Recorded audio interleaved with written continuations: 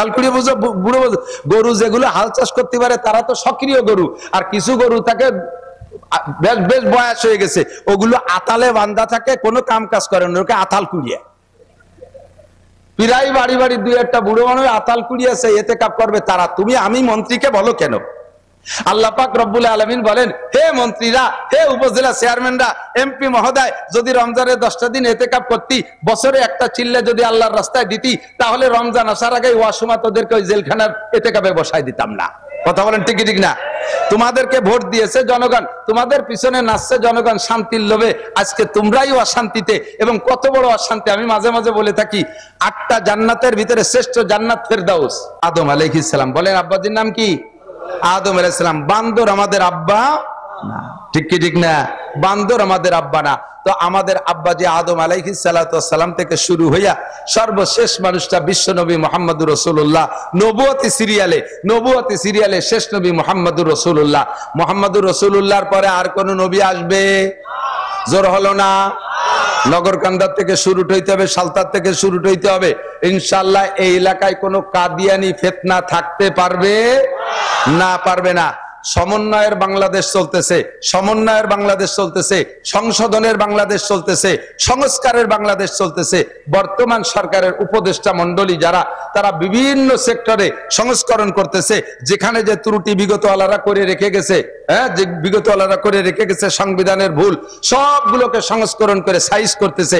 কাজেই এই মুহূর্তে সংখ্যাগরিষ্ঠ মুসলিম কান্ট্রি বাংলাদেশের লক্ষ কোটি জনতার পক্ষ থেকে মাননীয় প্রধান উপদেষ্টার কাছে এবং উপদেষ্টা মন্ডলীদের কাছে আমাদের মনে প্রাণের একটা প্রস্তাব, একটা দাবি, আপনারা সংস্করণ করবেন। বাংলাদেশে থাকবে বহুজাতিক মানুষের বাংলাদেশ। এর ভিতরে মুসলমান থাকবে, হিন্দুরা থাকবে, খ্রিস্টানরা থাকবে, বুদ্ধরা থাকবে, কাফেরও থাকবে, ইহুদি থাকবে, নাসারা থাকবে, সবাই থাকবে, সবাই থাকবে, কাদিয়ানিরাও থাকবে, সবাই থাকবে। তবে যার যার নিজ নিজ ব্যানারে পরিচয় দিয়ে থাকবে। কথা বলুন ঠিক ঠিক না? মুসলমান মুসলমানের ব্যানারে থাকবে, মুসলমানের ব্যানারে কোনো অমুসলমান থাকতে পারবে না। কাদিয়ানি গ্রুপ এরা নিজেদের পরিচয় দেয় ভাই আহমাদি মুসলিম জামাত। আহমাদি মুসলিম জামাত আপনারা জানেন কি জানেন না জানি না, তাদের নবী দাবি করে তারা গোলাম আহমদ কাদিয়ানিকে। ও কি সত্য না মিথ্যা? ও মোমেন না কাফের? আমার নবীর এগেনস্টে, আমার আল্লাহর এগেনস্টে যদি কেউ খুদাই দাবি করে, সেও যেমন কাফের। আমার আল্লাহ, আমার নবীর এগেনস্টে আরেকজন যদি নবী দাবি করে, সেও কাফের। আর তাকে যারা নবী মানবে তারাও কাফের। আর এই কাফের রে, এই কাদিয়ানিকে যারা কাফের বলতে লজ্জা পাবে, কাফের বলতে ভয় পাবে, কাফের স্বীকৃতি দিতে এলোমেলো করবে, তারাও কাফের। তাদেরকে কাফের বলার স্লোগানের সময় যারা মুখ বন্ধ করে রাখবে, তাদেরও ইমানের মধ্যে ত্রুটি আছে। বিগত সরকার, বিএনপি সরকারের কাছেও দাবি জানাইতাম আমরা, আমলিগ সরকারের কাছেও দাবি জানাইছি, কাদিয়ানীদেরকে বাংলাদেশে বসবাস করবে না তা না, তাদের থাকতে নিষেধ করি না, তারা থাকবে। তবে তাদের কাফের ব্যানারের অধীনে থাকবে, তারা মুসলিম জামাতের অধীনে থাকতে পারবে। যেহেতু সংস্কারের যুগ চলতেছে, মিডিয়ার মাধ্যমে পাঠায় দেব সংস্কার। যারা আছেন উপদেষ্টা মন্ডলী, এখানে আপনারা সংস্করণ করবেন। বাংলাদেশে কোনো কাদিয়ানি মুসলমানের নামে থাকতে পারবে না, তারা কাফের নামে থাকবে, তাদেরকে কাফের ঘোষণা দিতে হবে। কথা বলুন ঠিক ঠিক না? আমাদের নবী মুহাম্মদুর রাসূলুল্লাহ সাল্লাল্লাহু আলাইহি ওয়াসাল্লাম, আমার নবী নিজেই বলেন, আনা খাতামুন নবিয়্যিন লা নাবিয়্যা বাদি, আমি শেষ নবী, আমার পরে আর কোনো নবী আসবে না, আর কোনো নবীর দরকারও হবে না। ঠিক কি ঠিক না? আমার নবী এসেছিলেন এই মাসে, আমার নবী চলে গেছেন এই মাসে। আসছিলেন নবী 63 বছর আগে, চলে গেছেন 63 বছর আগে। একটু ঠান্ডা মাথায় বুঝে নিতে হবে দুইটা কথা। এ কথার পরে আমি আলোচনার দিকে চলে যাব। দুইটা কথা বুঝে নিতে হবে, যেহেতু মাসের পর তাকা যায়। আর তো আপনাদের এলাকায় 12ই রবিউল আউয়ালের আগে আমি ফিল পাচ্ছি না, কাজেই আজকে বলবো, কেউ বেখেয়াল হবেন না। দুইটা কথা, একটা হলো, একটা লোক জন্ম নেছে যে টাইমে 63 বছর আগে জন্ম নেছে, তার জন্মের দিনটা বড় আনন্দের ছিল। বিশেষ করে যদি কোনো ফ্যামিলিতে শুধু কন্যা সন্তান হয়, 4-5টা মেয়ে হয়েছে, 4-5টা মেয়ে হওয়ার পরে তাও তা আবার কালা কালা মেয়ে হয়েছে, বাপে পরপরে গুটি খানিক মাইয়ে দেখিয়ে মনটা খুব খারাপ, স্ত্রীর সাথে কথাই কয় না। হঠাৎ করে শেষবার অতর্কিত ভাবে আল্লাহ তাআলা আবার একটা বাচ্চা দিয়ে ফেলাইছে। এই বাচ্চাটা পুত্র সন্তান, এই বাচ্চাটা পুত্র সন্তান, চেহারাটা একেবারে উজ্জ্বল, চাঁদের মতো ফুটফুটে। এই 6টা মাইয়ে যে আগে কালা হইছে তাদের পর্যায়ে অসন্তুষ্ট ছিল, সব মুছে যাবে, সব ধুয়ে যাবে একটা নেককার এরকম সুদর্শন পুত্র সন্তান দেখে, ঠিক না? কত খুশি, সে খুশি, তার বউ খুশি, পুরো তার বোনগুলো, তা কি বলা হয়, সে বাচ্চাটার বোনরা খুশি, বাড়ির সবাই খুশি। এই তার জন্মদিনে একটা মহা আনন্দ হয়েছে। তারপরের থেকে নিয়ে প্রত্যেক বছর তার জন্মদিন উপলক্ষে একটা কেক কাটাকাটিও বাঙালিরা করে থাকে, এটা যদিও কুপ্রথা, একটা আনন্দ করে থাকে। এভাবে চলছে তার জীবন ভরে। হঠাৎ করে লোকটা মারা গেছে, যুবকটা, যখন তার বয়স হয়েছে 26, 27, 28, টলমলে যুবক, দেখতে তো সেরকম নায়ক। গ্যাঞ্জাম ফাসাদ, গন্ডগোল ফাসাদের ভিতরে যুবকটা মারা গেছে। বলেন তো, তার এই 28 বছর পর্যন্ত তার মা বাপ যে পরিমাণ আনন্দ পেয়েছিল, স্বাদ পেয়েছিল, উপভোগ করেছে আনন্দ, তার এই 27, 28 বছরের সমস্ত আনন্দ আজকে ছেলেটা এই ওই যৌবনকালে, ভরা যৌবনে ছেলেটা মারা গেলে তার সারা জীবনের সমস্ত আনন্দকে শেষ করে দিছে না? বাকি জীবনে ওই আব্বা মা আর যতদিন বেঁচে থাকবে, ওই ছেলেটার জন্মদিন উপলক্ষে কি আর কেক কাটবে, নাকি মৃত্যুদিন উপলক্ষে তার শোক পালন করবে? মৃত্যুদিন উপলক্ষে তার শোক পালন করবে, তার জন্মদিনের আনন্দ শেষ হয়ে গেছে, ঠিক কি ঠিক না? আমার নবী, আপনার নবী, বিশ্ব নবী মুহাম্মদুর রাসূলুল্লাহ জন্ম নিয়েছিলেন ধরে নিলাম 12ই রবিউল আউয়াল। 63 বছর আগে তার জন্মের সময় সারাটা দুনিয়া আনন্দে আনন্দিত ছিল, কিন্তু 63 বছর পরে আইসা যখন সাহাবায়ে কিরামদেরকে এতিম করে রেখে নবী 12ই রবিউল আউয়াল চলে গেছে, দুনিয়ার থেকে বিদায় নিয়েছেন, এখন কি নবীর জন্মদিনের আনন্দ অন্তরে থাকবে, নাকি মৃত্যুদিন উপলক্ষে শোক থাকবে? মৃত্যুদিন উপলক্ষে শোক থাকবে, ঠিক ঠিক না? 12ই রবিউল আউয়াল কাজেই সমস্ত মুসলমানদের আনন্দের দিন নয়, আনন্দের দিন চলে গেছে আগে, এটা আমাদের শোকের দিন। শোকের দিনটা আমরা শোক পালন করব, সেই শোকের পরিবর্তে ইহুদ নাসারারা কুচক্র করে আমাদের ভিতরে সেই দিনটাকে 12ই রবিউল আউয়াল এক শ্রেণী মানুষের মাধ্যমে নবীর জন্মদিবস উপলক্ষ তৈরি করে আমাদের শোককে অন্তর থেকে দূর করে দিয়ে সেটাকে আনন্দ উদযাপন করায়, ঈদে মিলাদুন নবী হিসেবে আমাদেরকে দিয়ে উদযাপন করায়। এটা আমাদের নবীর সাথে বেয়াদবি ছাড়া আর কিছুই না। কাজেই 12ই রবিউল আউয়াল সামনে আসলে আমরা এই দিন দুরুদ পড়বো, বেশি নবীর শানে দুরুদ ও সালাম পড়বো, আমরা সোয়াব রেসানি করবো, ঠিক আছে না ইনশাআল্লাহ? ও দিনটা আমাদের আনন্দের দিন না, যুবকরা, ও দিনটা আমাদের শোকের দিন। তোমরা যারা যুব সমাজ আছো, যুব সমাজ বিভিন্ন প্রোগ্রাম করবা, এই দিনটা তোমরা নবী আলাইহিস সালাতু ওয়াস সালামের শানে শোক দিবস পালন করবা, এই দিনটা তোমরা ইবাদত বন্দেগীর মধ্যে কাটানোর চেষ্টা করবা। এলাকার জনগণকে নিয়ে আমার নবী মুহাম্মদুর রাসূলুল্লাহ এই মাসে চলে গিয়ে আমাদেরকে শোকাক্রান্ত করেছেন। সেই মাসে আমরা একটা ধর্মীয় আলোচনা নিয়ে বসছি। এখন বাংলাদেশে যে অবস্থা, প্রেক্ষাপটটা সকলেই জানতেছেন, আমরা এক ধরনের আনন্দ উপলব্ধি করতেছি, সেটা হলো বিশেষ করে উলামায়ে কিরামের দিক তাকান। আমরা দীর্ঘদিন পর্যন্ত শুধু এক সরকারকে আমি দোষ দেই না, কোনোদিন আমি একতরফা দোষ দেই না। সর্বকালে বিএনপির আমলে দেখেছি, এরশাদ সাহেবের আমলে দেখেছি, আওয়ামী লীগের আমলে দেখেছি, যে সরকার যখন তাকে উলামায়ে কিরাম বক্তারা মাঠে আসে, সেই সরকারের একটু তেল মেরিয়ে কথা বলা লাগে, সেই সরকারের তেল মেরিয়ে কথা বলা লাগে, সেই সরকারের আনুগত্য নিয়ে কথা বলা লাগে, তাদের পরামর্শ নিয়ে কথা বলা লাগে। আল্লাহর রহমতে বর্তমানে এই সময়টা আমাদের চলতেছে উন্মুক্ত পরিবেশ। আমরা কোরআন সুন্নাহকে সামনে নিয়ে মানুষের দোষ ত্রুটি কি আছে এগুলো আমরা আলোচনা সমালোচনা করার অধিকার রাখি, আমাদের বাধা দেওয়ার আর কেউ নাই। কথা বলেন ঠিক ঠিক না? উন্মুক্ত পরিবেশে আমি আপনাদের কাছে জানতে চাই, এই পরিবেশটা আমরা কেন তৈরি করছি? যুবকদের চেষ্টায়, ছাত্রদের আন্দোলনে আমরা সকলে সহযোগিতা কইরা একটা পরিবেশ তৈরি করেছি। এই পরিবেশটার উদ্দেশ্যই হলো, আমরা বাংলাদেশে বড় অশান্তির মধ্যে ছিলাম, এখন আমরা শান্তিকামী বাঙালি, শান্তিকামী জাতি, আমরা কিভাবে শান্তি পেতে পারি এই শান্তির স্লোগান তুলেছি। কথা বলুন ঠিক ঠিক না? অফিসে আমাদের শান্তি ছিল না, থানায় আমাদের শান্তি ছিল না, সেটেলমেন্টে আমাদের শান্তি ছিল না, এসিল্যান্ডে আমাদের শান্তি ছিল না, দলিল লেখারও জায়গা আমাদের শান্তি নাই, এসজিডির মধ্যে আমাদের শান্তি নাই, এমপির কাছে আমাদের শান্তি নাই, চেয়ারম্যানের কাছে আমাদের শান্তি নাই, উপজেলায় যায় আমাদের শান্তি নাই, যে জায়গা যাই সে জায়গায় অশান্তি। অথচ তারা আমাদের সাথে, তারা আমাদেরকে মাঠে নামাইছে বিশাল শান্তির স্লোগান দিয়ে। প্রত্যেকটা নির্বাচন, মেম্বার বলেন, চেয়ারম্যান বলেন, উপজেলা বলেন, এমপি বলেন, সকলে একটা নির্বাচনের সময় স্লোগান দেয় না? স্লোগান আমরাই তো দেই, নেতারা সামনে থাকে, তাদের তেল মারার জন্য আমরা স্লোগান দেই, বোতল ভাইকে দিলে ভোট, শান্তি পাবে দেশের লোক, ঠিক ঠিক না? আমি নাম কই না, কারণ কার নাম কব আবার কোন নামে মিশে যাবে, সে আবার কোন জায়গায় দাঁড়ায় রয়েছে, হুজুর আসো, আমার আবার অ্যাটাক করে নাকি তা আল্লাহ জানে। আর এমনি তো বাড়ি এলো গোপালগঞ্জ, মহাবিপদ নিয়ে ঘুরতেছি, এখন খালি নাম পরিচয় দিতে, গোপালগঞ্জ পরিচয় দিতে আপাতত ভয় লাগতেছে। তো দোস্ত, শান্তির স্লোগান যারা দেশে তাদের পিছনে আমরাই তো নাচছি, ঠিক কি ঠিক না? অমুক ভাইকে দিলে ভোট শান্তি পাবে দেশের লোক। এইভাবে কয়েকটা নির্বাচন চলে গেছে, তাদেরকে আমরা শান্তির লোভে তাদের পিছনে ঘুরে ঘুরে স্লোগান দিছি।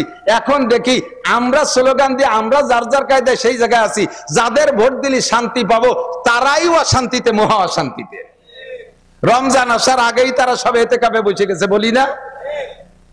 সেই সমস্ত বাঘা বাঘা নেতাকে যদি বলতো ইমাম সাহেব, মসজিদের ইমাম সাহেব, রমজান মাসে স্যার এবার তো রমজানে এতেকাফ করার লোক পাচ্ছি না, আপনি মন্ত্রী মহোদয় একটু এতেকাফে বসেন 10 দিন, আপনি উপজেলা চেয়ারম্যান একটু 10 দিনের জন্য এতেকাফে বসেন, আপনি ইউনিয়ন চেয়ারম্যান যদি 10 দিনের জন্য একটু এতেকাফে বসেন, এতেকাফের কেউ পাচ্ছি না, এটা সুন্নতে মুআক্কাদা কিফায়া, যদি ছুটে যায় তাহলে তো সবাই গুনাহগার হব। আপনি গণপ্রতিনিধি, জনপ্রতিনিধি, নেতা, এটা আপনার উপরে দায়িত্ব, আগে এতেকাফে বসেন। তাহলে এই কথা বলার সাথে সাথে ইমাম সাহেবের চাকরি থাকবে না। ইমাম সাহেব ননসেন্স, তোমার কোনো কমন সেন্স নাই, তুমি আমাকে বলো এতেকাফ করতে, আমি যদি 10 দিন মসজিদে এতেকাফে বসে থাকি তাহলে আমার উম্মতের কি উপায় হবে? আমি একটা ওয়ার্ড মেম্বার, এই রমজান মাসে তাদের ত্রাণ দিতে হবে, তাদের ভিজিএফ কার্ড দিতে হবে, আমি ইউনিয়ন চেয়ারম্যান, উম্মতের কত চিন্তা আমার মাথায়, আমি উপজেলার চেয়ারম্যান, গোটা উপজেলার দায়িত্ব আমার কাছে, আমি এমপি, আমার সিটের দায়িত্ব, আমি মন্ত্রী, মন্ত্রণালয়ের দায়িত্ব, আমারে তুমি এতেকাফে বসা দিতে চাও? এটা মোল্লা মুন্সিকে কাম, কিছু ওয়াকেজো, কিছু আথাল কুড়িয়ে বুড়ো, আতাল কুড়িয়ে বুঝো, বুড়ো গরু যেগুলো হাল চাষ করতে পারে তারা তো সক্রিয় গরু, আর কিছু গরু থাকে বেশ বেশ বয়স হয়ে গেছে, ওগুলো আতালে বান্ধা থাকে, কোনো কাম কাজ করে না, ওকে আতাল কুড়িয়ে। প্রায় বাড়ি বাড়ি 2-1টা বুড়ো মানুষ আতাল কুড়িয়েছে, এতেকাফ করবে তারা, তুমি আমি মন্ত্রীকে বলো কেন? আল্লাহ পাক রব্বুল আলামিন বলেন, হে মন্ত্রীরা, হে উপজেলা চেয়ারম্যানরা, এমপি মহোদয়, যদি রমজানের 10টা দিন এতেকাফ করতি, বছরে একটা চিল্লে যদি আল্লাহর রাস্তায় দিতি, তাহলে রমজান আসার আগে ওয়াসমা তোদেরকে ওই জেলখানার এতেকাফে বসাই দিতাম না। কথা বলেন ঠিক ঠিক না? তোমাদেরকে ভোট দিয়েছে জনগণ, তোমাদের পিছনে নাচছে জনগণ শান্তির লোভে, আজকে তোমরাই অশান্তিতে। এবং কত বড় অশান্তি, আমি মাঝে মাঝে বলে থাকি, 8টা জান্নাতের ভিতরে শ্রেষ্ঠ জান্নাত ফেরদাউস। শ্রেষ্ঠ জান্নাত কি? ফেরদাউস। 7টা দোজকের মধ্যে শ্রেষ্ঠ দোজক ওয়াইল। শ্রেষ্ঠ দোজক কি? সবচাইতে কঠিন দোজকের নাম ওয়াইল। এই ওয়াইল শ্রেষ্ঠ দোজক আর ফেরদাউস শ্রেষ্ঠ জান্নাত, এই দুইটাতে যাবে কারা? এই ওয়াইল দোজক আর ফেরদাউস জান্নাতের বাসিন্দা কারা হবে? শ্রেষ্ঠ নবী মুহাম্মদুর রাসূলুল্লাহ সাল্লাল্লাহু আলাইহি সাল্লামের উম্মত জান্নাতুল ফেরদাউসে যাবে, অন্য কোন নবীর উম্মত ফেরদাউস জান্নাতে যাবে না। আর উম্মতে মুহাম্মাদি ওয়াইল দোজকে যাবে, অন্য কোন নবীর উম্মত ওয়াইল দোজকে যাবে না।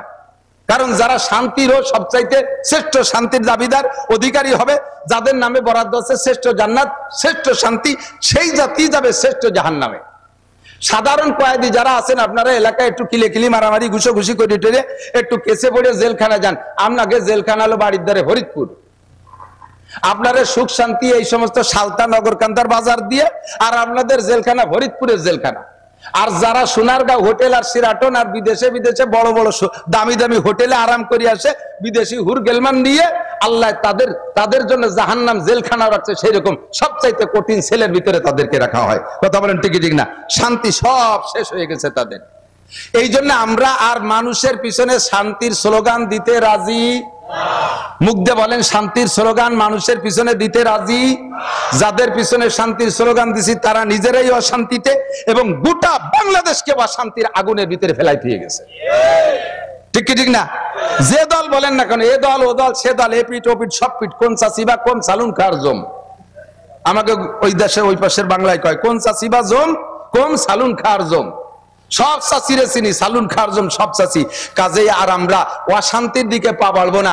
আমার আল্লাহ যেখানে শান্তির কথা বলেছে, শান্তি সেখানেই আছে। ঠিক কি ঠিক না? শান্তির পরিচয় কার হাতে? শান্তি দিতে পারে কে? আল্লাহ পাক শান্তি দিতে পারে। মানুষের শান্তি দিতে পারে কোটি কোটি টাকার মালিক। দেখেন কত বড় বেইজ্জতি, অপমানি। দাড়ি কটা বুড়ো কালে চাইছিয়া সাধারণ একটা 150 টাকা দামের লুঙ্গি বরিয়া একখান বাড়াইতে নৌকোয় কোনাকুনি কোন জায়গা যেন যাচ্ছিল। এর চেয়ে বড় আর বেইজ্জতি অশান্তি হতে পারে বলেন? তার টাকা এখনো পর্যন্ত 80,000 কর্মচারী বেতন নিচ্ছে, তার ইন্ডাস্ট্রি কলকারখানা সব চলতেছে, 80,000 কর্মচারীতে তার টাকা দিয়ে বেতন নিচ্ছে, অথচ সে একটা সিগারেট খাটটা পাচ্ছে না। তাহলে টাকার মধ্যে শান্তি আছে? ইন্ডাস্ট্রিজের মধ্যে শান্তি আছে? তার ইন্ডাস্ট্রিতে তৈরি হওয়া ঔষধ আমরা কিনে খাচ্ছি, অথচ সে একটা বড়ি পাচ্ছে না। কতক্ষণ? তাহলে ইন্ডাস্ট্রিজের মধ্যে শান্তি নাই। যুবক আমার দিক থেকে নড়াচড়া করিস না, ভালো করে বুঝে নে। বুড়ো গুলো বুড়ো হয়ে গেছে, অত কইছি না আথাল কুড়ি কাজে লাগে না। তোমরা যুব সমাজ তৈরি হও, তোমাদের আন্দোলনে বাংলাদেশকে আমরা আলাদা একটা সম্ভাবনা সামনে দেখতেছি। কাজেই যুবক অ্যালার্ট থাকবা, প্রত্যেকটা কথা তোমরা নেওয়ার চেষ্টা করবা। জীবনে কোনদিন স্লোগান দিবা না।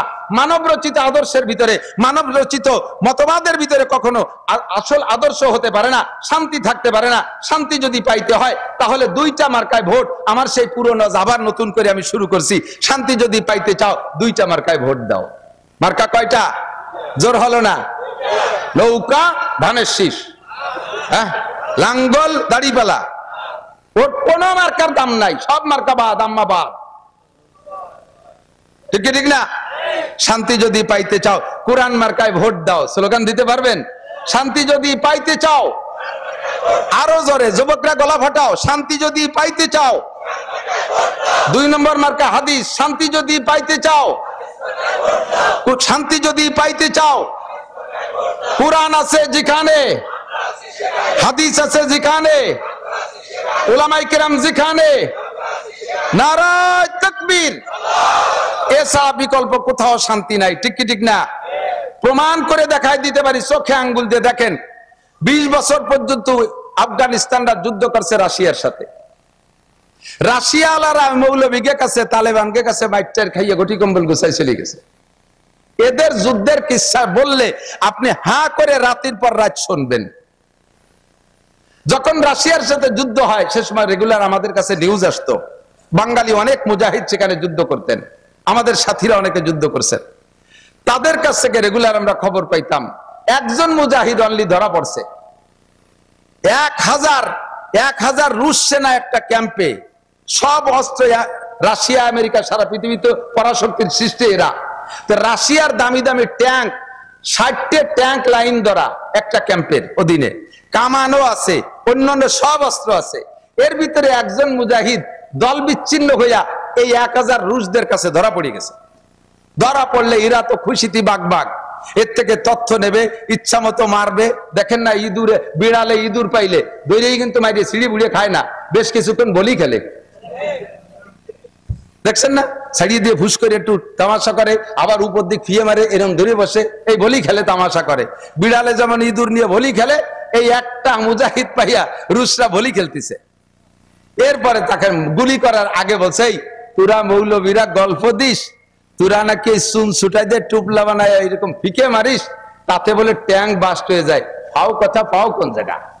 এই ট্যাঙ্কের উপর দিয়ে বোমা মারলেও ট্যাঙ্ক বাস্ট হয় না, আর তোমরা চুন ছুটাই দিয়ে টুপলা বান দিয়ে ফিকে মারলে ট্যাঙ্ক বাস্ট হয়। যদি এরকম কিছু দেখাতে পারিস তাহলে তোরে ছেড়ে দেবো, আর যদি না পারিস তাহলে তো যা করার তা করতেছি, আরো করব, শেষ পর্যন্ত করব। তো উনি মুজাহিদ আল্লাহর বুজুর্গ, উনি বললেন তা ঠিক আছে, আমার এক বদনা অজুর পানি দাও। এক বদনা পানি দেছে, অজু বানাইছে, 2 রাকাত নামাজ পড়ার সুযোগ চাইছে, নামাজ পড়ছে, সিজদায় যাইয়া বলছে, আল্লাহ ইন কুতিলতু মিয়াতা মাররা ফালা ফামা উবালি, আমার যদি 100 বার হত্যা করা হয়, আবার 100 বার তুমি জীবিত করে দাও, আবার 100 বার তারা মারে, আমার কিচ্ছু আসে যায় না, আমি একটু অন্তর থেকে মেনে নেব। ও রব্বুল আলামিন, তোমার কোরআনকে, তোমার ইসলামকে এই কাফের মুশরিকদের সামনে আজকে একটু বলন্দ করে দেখাই দিবা, তোমার কুদরত একটু দেখাই দিবা। আমারে যতবার মানুষ, আমার কোনো দুঃখ নাই, আমার কোনো আক্ষেপ নাই, তোমার কুদরত একবার একটু দেখাই দাও। আল্লাহ পাক রব্বুল আলামিনের কাছে সিজদায় পড়ে কান্নাকাটি কইরা এরপরে উঠিয়া এক মুঠ বালু নেছে। 1 মুঠ বালু নিয়ে বিশ্বনবী মুহাম্মদ রাসূলুল্লাহ সাল্লাল্লাহু আলাইহি সাল্লাম হিজরতের রাত্রে নিশ্চিদ্র পাহারা কাফেররা একজনের হাতের সাথে একজনের হাত ধরে ধরে দাঁড়িয়ে আছে। এই নিশ্চিদ্র বেড়া জালের ভিতর থেকে নবী বেরোয় যাওয়ার সময় যে আয়াতটা পড়েছিলেন, ফাগশাইনাহুম ফাহুম লা ইউবসিরুন ওমা রমাইতা ইজ রমাইতা ওয়ালাকিন্নাল্লাহ রমা, এই আয়াত পড়ে হুজুর 1 মুঠ বালুতে ফুক মেরে এরকম ফিকে মারছে, যত কাফের বাড়ির পাশে দাঁড়ানো ছিল সমস্ত কাফের 2 চোখের ভিতরে 2 করে বালু ঢুকে গেছে। ওরা যার যার হাত ছাড়িয়ে দিয়ে এই বালু নিয়ে চোখ ডলাডলি করতেছে, তার ভাগ্যে নবী বেরোয় চলে আসছে। কন্যা সুবহানাল্লাহ। এই আয়াত ওই মুজাহিদ পয়রা বালুর মধ্যে ফু দিয়ে 60টা ট্যাঙ্ক যে লাইনে দাঁড় করা ছিল ওই দিক থেকে মারছে, এক প্রত্যেকটা ট্যাঙ্ক যেন নিচে দিয়ে বোমা মারলে যেমন উড়ে যায় ওইভাবে টাস টাস করে বাস্ট হয়ে সমস্ত ট্যাঙ্ক গুলো উড়ে চলে গেছে। মারছে কে? আল্লাহ কয় মা রামাইতা ইজ রামাইতা ওয়ালাকিন্নাল্লাহ রামা। আরে আমার বান্দা পাগল, মারছিস তোর হাত দিয়ে, তোর হাতে কোনো ক্ষমতা নাই। তোর হাতের মধ্যে আমি আল্লাহ তাআলা আমার আসমানি বুলডোজার ক্ষমতা আমি ঢুকাই দিয়েছি, আমার আসমানি অ্যাটমিক শক্তি ঢুকাই দিয়েছি। আমি আমার অ্যাটমিক শক্তি দিয়ে তোর এই ট্যাঙ্কগুলোকে উড়িয়ে দিয়েছি। সঙ্গে সঙ্গে 60টা ট্যাঙ্ক উড়ে চলে গেছে। পিছনের দিক ফিরে দেখে এই রুশ সেনায় 1000, ওরা তো বেশিরভাগই ল্যাংটা বা আদা ল্যাংটা থাকে। ও প্যান্ট পরারও সময় পাইনি, ওর সাথে আর কথাবার্তা না বলে পিছন দিয়ে দৌড়ে ছাড়িয়ে ওরে আল্লাহ এক মুঠ মারছে, 60টা ট্যাঙ্ক উড়িয়ে গেছে। ফিরে মুঠ যদি আমাদের মারিয়ে দেয় তাহলে আমরাও সাথে সাথে শেষ হয়ে যাবো। ক্যাম্প ফেলাই দিয়ে সারিয়ে পকেটে ছিল আফগানি পতাকা, ওদের রাইফেলের মাথায় সেই পতাকা উড়াই দিয়ে সেইটুকে সে জয় করে নিয়েছে, দখল করে তার হাতে সেটুক স্বাধীন হয়ে গেছে। বলেন না সুবহানাল্লাহ। 20 বছর এমন করে বহু ঘটনা আমার জানা আছে। এই ঘটনা ঘটাইয়া রাশিয়ানদেরকে তাড় করে দিয়েছে। এরপরে 39টা দেশ মিলে ন্যাটো বাহিনী, 40টা, তার ভিতরে পশ্চিমা সব। আমাদের মুসলিমদের ভিতরে তুরস্ক আছে নেটোর ভিতরে। এই মধ্যপ্রাচ্যের ভিতরে শক্তিশালী নিজ হাতে অস্ত্র তৈরি করতে পারে যারা, তার ভিতরে অন্যতম হলো তুরস্ক। এই তুরস্ক সেই নেটোর সাথে আছে, আমেরিকা আছে, ফ্রান্স আছে, ইটালি আছে, অস্ট্রেলিয়া আছে, এভাবে সব আছে। এই সব পরাশক্তিগুলো মিলে 40টা দেশ মিলে ন্যাটো, এই ন্যাটো বাহিনীর সাথে আফগানি মুল্লারা স্রেফ ক্লাসিনকোভ, চায়না পাকিস্তানি ক্লাসিনকোভ রাইফেল, টুক রাইফেল, ওই দিয়ে গুলি করিয়া তাদের বিমান, তাদের হেলিকপ্টার, তাদের ট্যাঙ্ক, তাদের সমস্ত অস্ত্রকে একেবারে ধুলাই উড়াই দিয়া তাদেরকে ওইভাবে বিদায় দেশে গলায় জুতোর মালা দিয়া। এই মুল্লারা এখন মুল্লাদের হাতে মাত্র 2 বছর, মাত্র 2টা জিনিস তাদের হাতে, 2টা মার্কায় তারা ভোট দেশে। 1 নম্বরে থাকবে না, অফিসে নামাজ হতে হবে, কলেজে নামাজ হতে হবে, হাই স্কুলে নামাজ হতে হবে, কোন মুসলমান বেনামাজি থাকবে না, বেপরদায় কোনো পার্কে বসে বসে তসবিহ টিপি করতে পারবে না, সুদ চলবে না, ঘুষ চলবে না, আকাম চলবে না, সবকিছু বন্ধ করে দিয়েছে। মাত্র 2 বছরে আল্লাহ তাআলা তাদের কি বরকত দেখাইছেন। আমেরিকান ডলারের চাইতে আফগানি মুদ্রার দাম বেশি হয়ে গেছে। সুবহানাল্লাহ। আমার পরাণ ভরে নাই, আল্লাহর বর্ষা নাকি জানি না। বলেন জোরে বলেন। কর্নেওয়ালা কে? এই বাগানে ডালিম গাছ, এই 2 বছরের আগে বাগানে ডালিম গাছ ছিল, সেই ডালিম গাছই রয়ে গেছে। আনারের গাছ আর কথায় কথায় লাগানো যায় না। সেই আফগানিদের ক্ষেতের ভিতরে 2 বছর আগে আজ দীর্ঘদিন পর্যন্ত যে বাগান ছিল, ওই বাগানের ডালিমের সাইজ ছিল 4টে ডালিমে 1 কেজি হইতো, 4টে ডালিমে 1 কেজি হতো। সেই গাছ সেই জায়গায় রয়ে গেছে, শুধুমাত্র মার্কা পাল্টায় ফেলাইছে, পতাকা পাল্টায় ফেলাইছে। কুরআন মার্কার, হাদিস মার্কার পতাকা যখন উড়াই দিতে পারছে আফগানি মুসলমানরা, সেই গাছের সেই ডালিম এখন 1 ডালিমে 2 কেজি। 4 ডালিমে 1 কেজি হইতো, সেই গাছের ডালিম আল্লাহ বড় বানাই দিয়েছে, এখন 1 ডালিমে 2 কেজি। যারা নেট দেখেন তারা সাক্ষী দেন, কত বড় বড় লাল লাল ডালিম, কি পরিমাণ জুস তৈরি করতেছে। সেই মুল্লারা বর্তমানে এমন গাড়ি বানাইছে, জাপানও তাদের কাছে ফেল হয়ে গেছে, মুল্লাদের প্রাইভেট কারের কাছে। মুল্লারা অস্ত্র বানানো শিখে গেছে। আল্লাহ তাআলা তাদেরকে এমন বরকত দিয়েছেন, যেই বরকত সারাটা দুনিয়ার মানুষ দেখতেছে। আল্লাহ পাক রব্বুল আলামিন বলেন, হে দুনিয়ার মানুষ শান্তি চাও, নগরকান্দালারা শান্তি চাও, কাজিয়াডাঙ্গা থাকবে না, খুনোখুনি থাকবে না, মারামারি থাকবে না, কেস কাচারি থাকবে না, মালি মামলা থাকবে না, আরামসে ঘরের মধ্যে ঘুমাইবা, দেশের দরজা খুলে দিয়ে, ঘরের দরজা খুলে দিয়ে ঘুমাবা, রাতের বেলা চোর ডাকাত আসবে না। আল্লাহ পাক ওয়াদা করেছেন, লা ফাতাহনা আলাইহিম বারাকাতিম মিনাস সামাই ওয়াল আরদ, আসমান থেকে রহমত, জমিন থেকে বরকত। আসমান থেকে রহমত, একটু বলেন আসমান থেকে রহমত, জমিন থেকে বরকত দেনেওয়ালা কে? আল্লাহ ওয়াদা করছেন লা ফাতাহনা, লামে তাকিদ, অবশ্যই আমি খুলে দেব। আসমানের থেকে রহমতের দরজা, জমিন থেকে বরকতের দরজা আমি খুলে দেব। লা ফাতাহনা আলাইহিম বারাকাতিম মিনাস সামাই ওয়াল আরদ। শর্ত হলো ওয়ালাউ আন্না আহলাল কুরা আমানু ওয়াত্তাকাও, যদি দেশবাসী ইমানদার হইয়া যাও আর আল্লাহর উপরে গভীর ভয় স্থাপন করতে পারো, আল্লাহর উপরে বিশ্বাস, আল্লাহর উপরে ভয়। এ আমার যুবক অন্তর থেকে সাক্ষী দাও, আল্লাহ আছে না নাই? জোরে বলেন আছে। প্রমাণ তার আর কি চান? আর বেশি প্রমাণ লাগবে না। আল্লাহু আকবার। ই তামাশা গাহে আলম রোয়ে তুস, ই তামাশা গাহে আলম রোয়ে তুস, তুকু যাবারে তামাশা মিরবি। আরে দুনিয়াটা সবই তামাশা। আবার তামাশা দেখতে টেলিভিশনে যাওয়া লাগে নাকি? তামাশা দেখতে সিনেমায় যাওয়া লাগে? জগৎটাই তামাশা। কথা কন না কে? আল্লাহর কুদরত দেখতে বেশি দূর যাওয়া লাগে না। তোমার সামনে, চোখের সামনে আল্লাহ কুদরত দেখায় দিয়েছে। বিগত সরকারের হাতে সরকারি পাওয়ার, বুঝেন? আমলিগ বিএনপি এক সাইডে সকলকে শিক্ষা দেওয়ার জন্য বলছে, কথা মনে রাখবেন। ফাতাবিরু ইয়া উলিল আবসার, আল্লাহ পাকের স্বভাব। বড় বড় কাফেরদের একটা কিসসা কোরআন শরীফের মধ্যে বইলে, ফিরাউনরে এভাবে ধ্বংস করছি বইলে লাস্টে কয় ফাতাবিরু ইয়া উলিল আবসার, এ দুনিয়ার জ্ঞানী গুণী বুদ্ধিজীবী যারা আছো, ওখান থেকে তোমরা শিক্ষা গ্রহণ করো। দোয়া পড়ি, কারেন্ট চলে যা দোয়া, ইন্না লিল্লাহি ওয়া ইন্না ইলাইহি রাজিউন।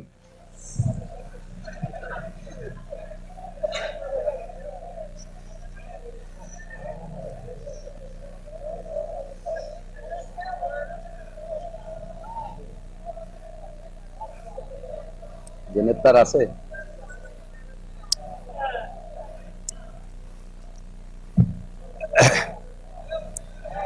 বলেন আসাদ দোয়া পড়েন। আলহামদুলিল্লাহ। কারেন্ট আসাদ দোয়া কি? যাওয়ার দোয়া। আবার ইন্না লিল্লাহ, ইন্না লিল্লাহি ওয়া ইন্না ইলাইহি রাজিউন। আল্লাহু আকবার। কষ্ট হচ্ছে আপনাদের? বড় বড় কাফেরদেরকে ধ্বংস করার লম্বা একটা কিসসা বলে আল্লাহ পাক বলেন ফাতাবিরু ইয়া উলিল আবসার, এ তোমাদের যদি জ্ঞান থাকে, বুদ্ধি থাকে, এখান থেকে উপদেশ গ্রহণ করো। কথা বলেন ঠিক কি ঠিক না? আল্লাহ তাআলা আমাদেরকে ঘটনা ঘটায় ঘটায় উপদেশ গ্রহণ করার হুকুম দিয়েছেন। উপদেশ গ্রহণ করে এখান থেকে শিক্ষা নাও। কত বড় তাজা বাস্তব খবর, এদিক তাকান। নবী আলাইহিস সালাতু ওয়াস সালামের বদরের যুদ্ধে মুসলমান 313 জন। কয়জন মুসলমান? কয়জন? 313 জন। তরবারি মাত্র 2 খেন বা 3 খেন, ঘোড়া 2টা, ঘোড়া 2টা বা 3টা, উট 2টা, মানুষ 313 জন। বদর মদিনার থেকে বেশ দূরে, সেই জায়গা পর্যন্ত গেছে পায়ে হেঁটে। এই ঘোড়ার উটের উপরে শুধু জরুরি সামান নেছে। তরবারি প্রত্যেকের কাছে একখান না, তরবারি প্রত্যেকের কাছে একখান না, টোটাল বাহিনী মিলে 2-3 খান তরবারি। এই নিয়ে লড়তে গেছে কাদের সাথে? আবু জাহেলের বাহিনীর সাথে। 1000 সৈনিক এবং বাছাই করা, সে হলো সৌদি আরবের গভর্নর। মুসলমানদের সাথে লড়তে আসতেছে বেদায় সেনাবাহিনীর ভিতরে একেবারে বাছাই করা সৈন্য শক্তিশালী যেগুলো, তাই নিয়ে আসছে। প্রত্যেকের হাতে তৎকালীন সর্বশ্রেষ্ঠ শক্তিশালী শক্ত তরবারি, প্রত্যেকের পাছার নিচে এক একটা করে ঘোড়া, মাল বহন করার জন্য উট আলাদা। এইভাবে এসে লড়তে আসছে। বেশিক্ষণ টিকতে পারে নাই, 2-5 দিন 10 দিনও না, মাত্র একদিনের কিছুক্ষণ টাইমের ভিতরে 313 জন মুসলমানের 3 খান তরবারির সামনে তারা ধরাশায়ী হইয়া একেবারে 70 জন জায়গায় জাহান্নামী, 70 জন অ্যারেস্ট হয়ে গেছে, বাকিরা পলাই চলে গেছে, সমস্ত মাল ফেলাই দিয়ে গেছে, পরনের কাপড়টা পর্যন্ত পরে যেতে পারে নাই। ফাতাবিরু ইয়া উলিল আবসার, এ কাম করতে পারে কে? নিরস্ত্র যে থাকে, অস্ত্র যার কম থাকে, তার পক্ষে আল্লাহ থাকে। যদি আমি ভুল করি তাহলে আমার পক্ষে আল্লাহ থাকবে না। সরকারের সাথে সরকারি পাওয়ার, সরকারের সাথে সেনাবাহিনী, সরকারের সাথে বিডিআর, সরকারের পক্ষে র্যাব, সরকারের সাথে পুলিশ, সরকারের সাথে আনসার, সবকিছু নিরস্ত্র যুবকদের ধাক্কায়, স্লোগানে সরকার সবকিছু ছেড়ে দিয়ে চলে গেল। সরকার সবকিছু ছেড়ে দিয়ে চলে গেল। এ জায়গা কার কুদরত? কার কুদরত? এই কুদরত পাইয়া তোমরা বেশি ইতরাইও না, লাফাইও না। বেশি এই কুদরত, আল্লাহর কুদরত দেখায় দিয়েছে। এখন ক্ষমতা পেয়ে যদি তোমরা আবার তাদের চাইতে বেশি বাড়াবাড়ি করো, আল্লাহ তাআলা কান ধরে আবার তাদেরকে এনে তোমাদেরকে তাদের হাতে মার খাওয়াইতে পারে। কথা বলেন ঠিক ঠিক না? বেশি বিয়াদবি উশৃঙ্খলা করলে আল্লাহ তাআলা এক দল দিয়ে আরেক দলের সাইজ করে। আল্লাহ তাআলা নিজেই কখনো যুদ্ধই অস্ত্র নিয়ে আসে না যুদ্ধ করতে। আল্লাহ পাক রব্বুল আলামিন তার কুদরতে যুদ্ধ করায় বিনা অস্ত্রে। দেখেন এত বড় সরকারকে কিভাবে আল্লাহ তাআলা পতন ঘটায় দিয়েছে। ফাতাবিরু ইয়া উলিল আবসার বলতে চাইছে ওই কথাটাই। শান্তি দেয় কে? অশান্তি কে দেয়? তো শান্তি যদি পাইতে চাও, 1 নম্বরে আল্লাহকে ঈমান দাও। আল্লাহ আছে না নাই? আল্লাহর কুদরত দেখতেছেন, চোখের সামনে দেখা যাচ্ছে কি যাচ্ছে না? আল্লাহ পাক আছে, বিশ্বাস রাখো। 2 নম্বরে আল্লাহকে ভয় করো। যুবক, আল্লাহকে ভয় করো। বুড়ো, আল্লাহকে ভয় পান। আরে সবাই আল্লাহকে ভয় পান। ভয় পার আরবি শব্দ হলো তাকওয়া। কি শব্দ? কোরআনের শব্দ তাকওয়া। কোরআন শরীফে যে বিষয়টা আল্লাহ তাআলা বেশি ইম্পর্টেন্ট মনে করেছেন, সেই বিষয়টাকে আল্লাহ তাআলা আলোচনা বেশি করেছেন। ইবাদতের ভিতরে শ্রেষ্ঠ ইবাদত নামাজ। এর জন্য নামাজের আলোচনা হয়েছে 82 বার। কতবার? 82 বার। জাকাতের পরিমাণ কম, জাকাত দাতার পরিমাণ কম, এজন্য জাকাতের আলোচনা এর চেয়ে কম হয়েছে। হজ কর্নেওয়ালার সংখ্যা আরো কম, এই জন্য হজের আলোচনা আরো কম হয়েছে। তো যে বিষয়টা বেশি ইম্পর্টেন্ট, ওইটার আলোচনা আল্লাহ তাআলা বেশি করেছেন। এমন করে কোরআন শরীফের ভিতরে তাকওয়া শব্দের আলোচনা আছে 62 বার। কতবার? তাকওয়া আছে 62 বার। তাকওয়াটা অত্যন্ত জরুরি।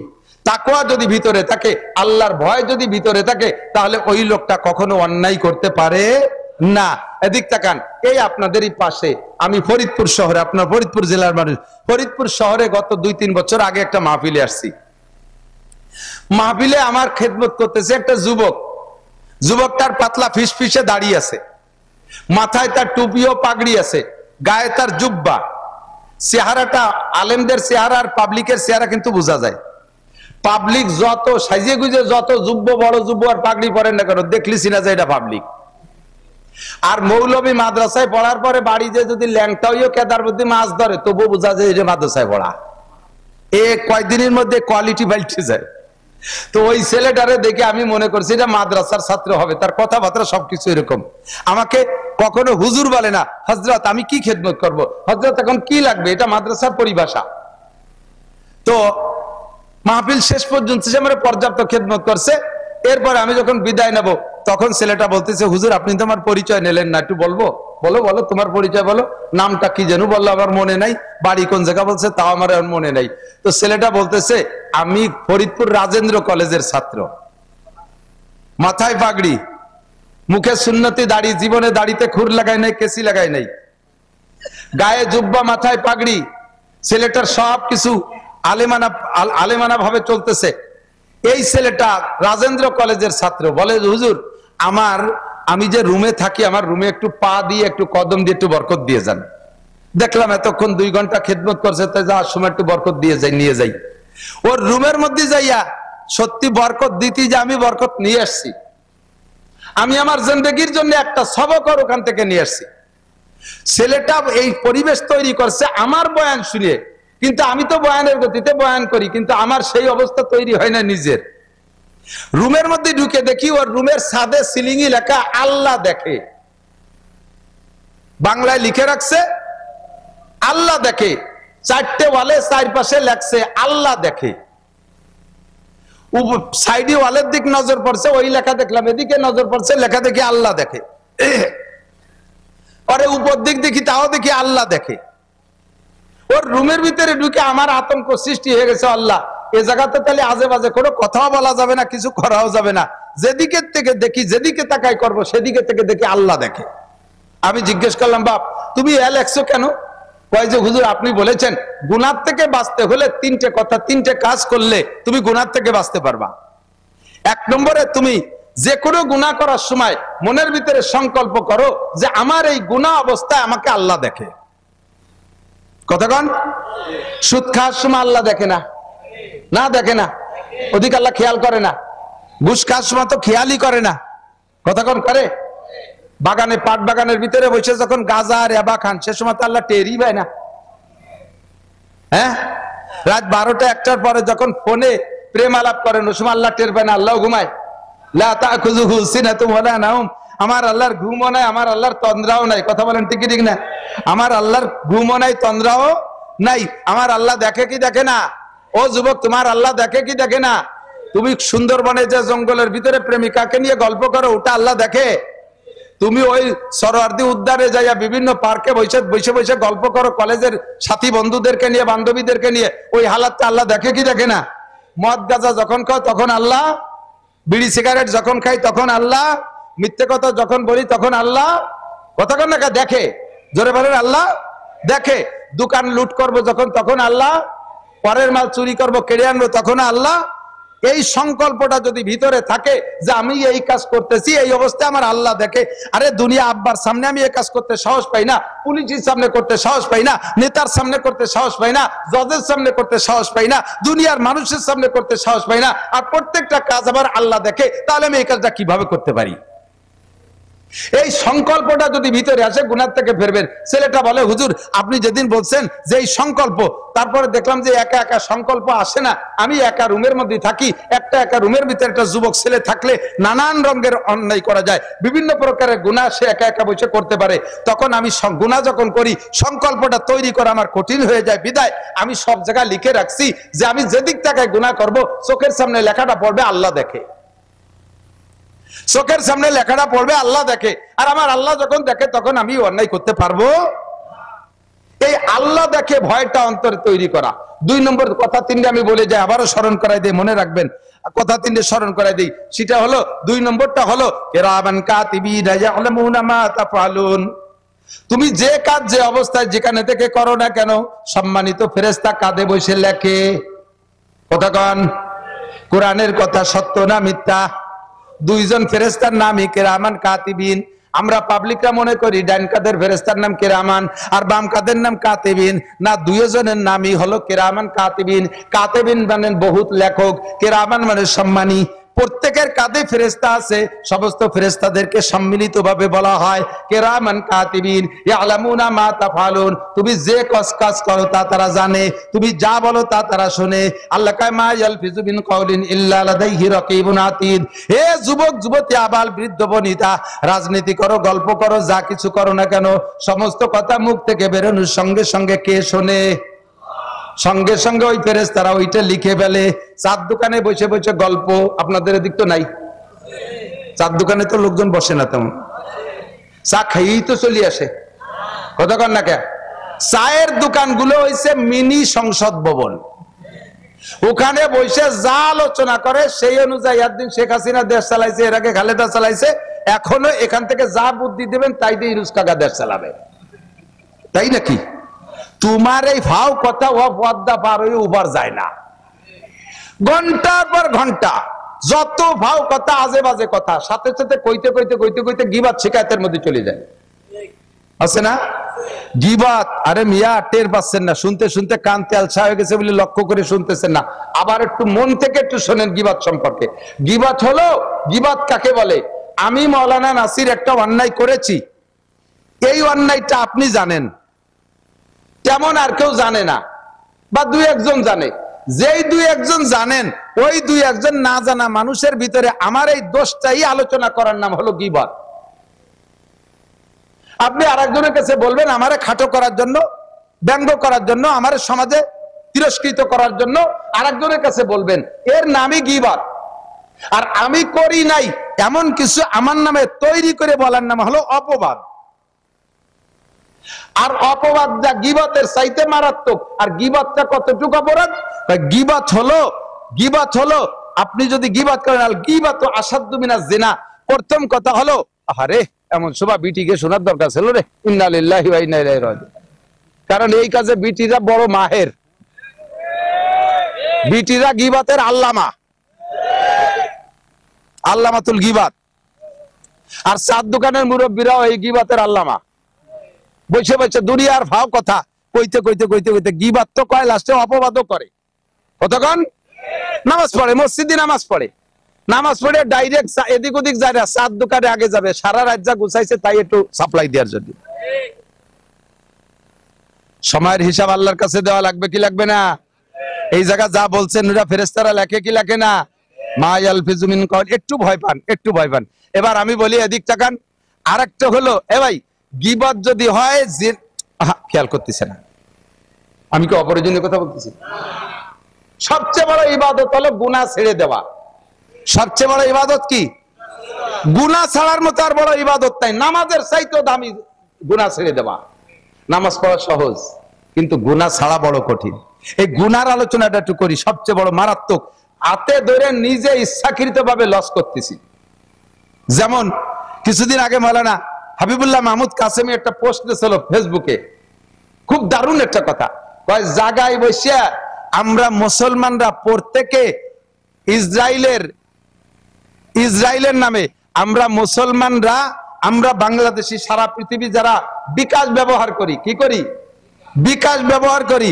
আমরা প্রত্যেকে ইসরায়েলের নেতানিয়াহুর নামে, ইসরায়েলের ইহুদিদের নামে আমরা রেগুলার টাকা বিকাশ করতেছি, অথচ ইসরায়েলিরা আমাদের শত্রু, তাদের ধ্বংস কামনা করি, তাদের নামে আমরা নিয়মিত টাকা পাঠাইতেছি বিকাশের মাধ্যমে। কোন ভাবে পাঠাচ্ছে জানি না, কারণ উনি বুঝাই দিলেন, কয় যে বিকাশ যত আছে না, বিকাশে লেনদেন, এই বিকাশে টাকা পাঠানোর ভিতর দিয়ে 1020 টাকা কাটিয়ে নেয় না, এই 20 টাকার একটা অংশ টাকা ইসরায়েলের ফান্ডে জমা হয়। এই বিকাশের পরিচালক হলো ইসরায়েলিরা, এর আবিষ্কারক তারা।